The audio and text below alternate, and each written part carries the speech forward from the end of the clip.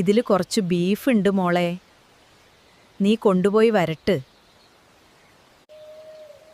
ആ ഞാൻ ഉണ്ടാക്കിട്ടു. ഇങ്ങോട്ട് കൊണ്ടുവരാം സൈനത്താത്ത. കൂട്ടുകാരെ, അപ്പൊ നമുക്ക് നല്ല ബീഫ് ഫ്രൈ ഉണ്ടാക്കിയാലോ?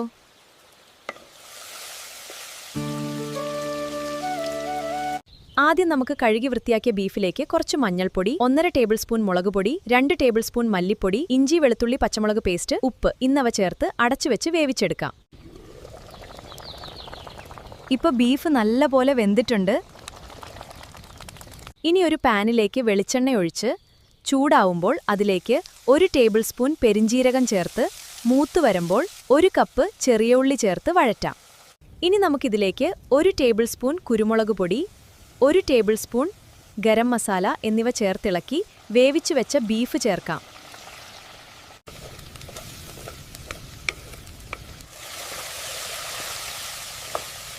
ഇതുപോലെ വരണ്ട നല്ല ഡ്രൈ ആയിട്ട് വരുമ്പോൾ നമുക്ക് സെർവ് ചെയ്യാം.